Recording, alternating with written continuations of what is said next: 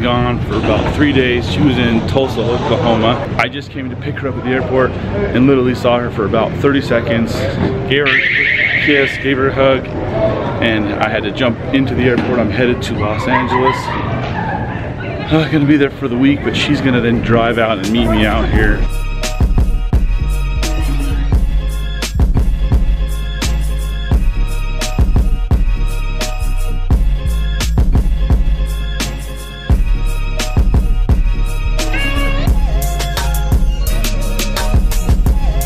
Made it to Los Angeles.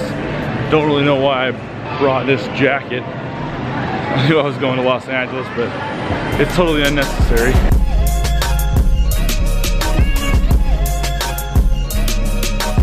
Hey, thank you.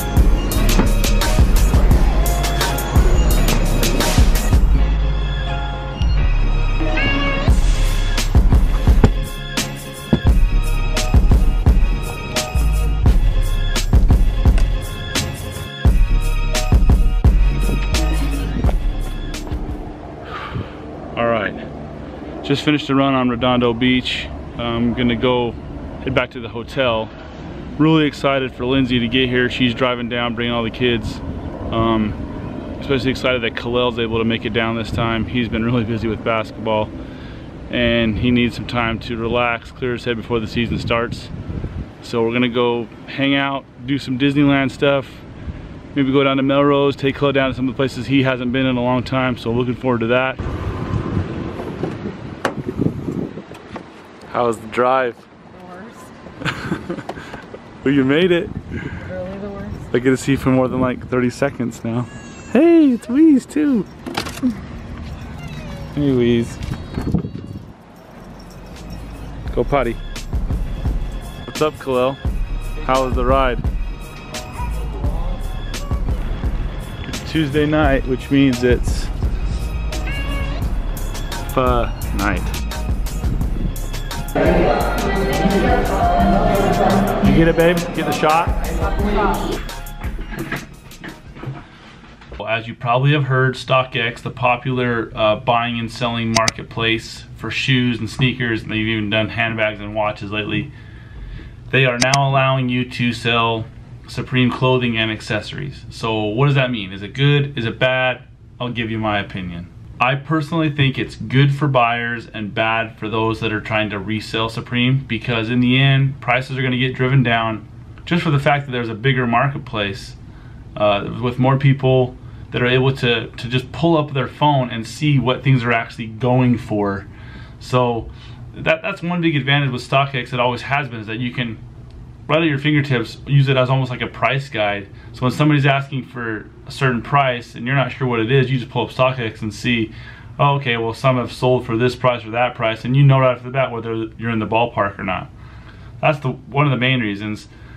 The other main reason is, okay, marketplace has gotten bigger. What do I mean by that? Well, it's a lot easier now. Anybody with Supreme stuff can post it using the app and sell it, and we're not limited to the small groups that live, you know, in Los Angeles or New York, nearby a brick and mortar store, nearby a physical Supreme store. Because in general, those are the places that are sort of setting the market price, at least initially, until people start receiving their stuff they ordered online, which is always difficult because, you know, online sales are limited just like anywhere else. So once people start getting their stuff online, yeah, prices tend to come down a little bit, but in general, the initial price is set by the consignment stores and the resellers nearby the brick and mortar stores like Los Angeles and New York. So overall, I think it's going to be a good thing for buyers. Authenticity is another reason. With the authenticity checks that StockX provides, it gives you a little bit more assurance that you're getting something that's authentic, that's not fake. I've heard all the stories and all the rumors, oh, you know, StockX occasionally sells fakes. You know, that may or may not be true. I've dealt with StockX before. I've been totally satisfied. In fact, I've got another video about when I bought some Yeezys on there, so check that out. I'll put a link below for that. And it worked out great that time, and every other time I've bought from them, I've never been worried about anything not being authentic. So I don't think that's going to be the issue here. This is their business. They're not going to start trying to pass fakes quickly. They know that if word gets out that fakes are getting through, their business is going to plummet. So they're going to make sure that that doesn't happen. So as far as the seller goes, nobody's going to get put out of business. None of these consignment stores are going to go out of business, but it is going to be more difficult because now you don't have to worry about the guy next to you. You just pull up your app and see what it's going for, and it'll slowly drive the prices down. Now the Brooklyn box logo may be a good example, or maybe not. I don't know.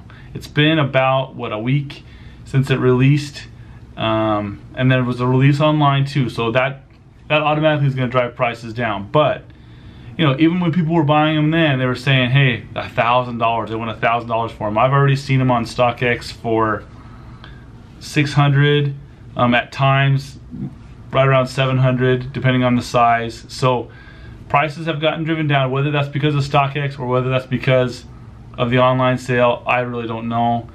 But I do think that time will tell. Prices are going to get driven down. Good for the buyer, bad for the seller. But it's not going to be a huge deal for anybody.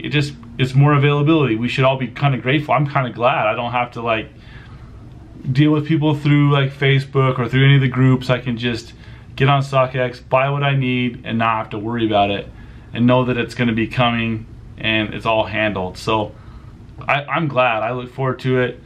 I'm not a big reseller, so I'm not really worried about prices or anything. I usually buy just to either collect or to wear. So that's not a huge deal for me, but it may be for others. If you guys don't agree, comment down below. I'd love to hear your opinion. I could be absolutely wrong. If I'm wrong, let me know, tell me. We'll talk about it. I'd love to respond to you guys. Now for the trip. Lindsay is at Disneyland with all the kids. She's really brave and took all the kids to Disneyland today. I had to work. I was gonna go meet her this afternoon, but I think the kids are getting tired, so she's heading back here. Lindsay and I are gonna go out and do something. Probably gonna go grab something to eat. Maybe go run to the mall. I don't know, just take some time without the kids. It's always nice because Kalel's here. He can watch the girls while we go out. Lindsay says that this is what a real man looks like. Wait, her head's turned.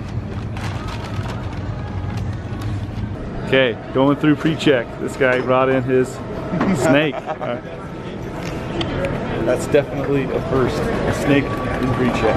Oh, I'm home. I'm in my garage. I got a ride from the airport back to my house. Lindsay is driving back. She's in southern Utah somewhere, heading up with all the kids. And I'm locked out. So as you can see, I'm trying to pick the lock.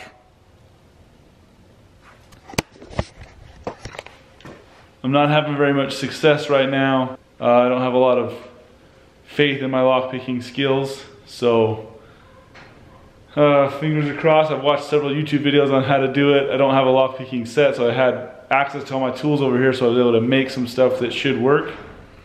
I'm gonna do my best. I'm in. I can't believe it. So, lock-picking by Jared Teeter is good.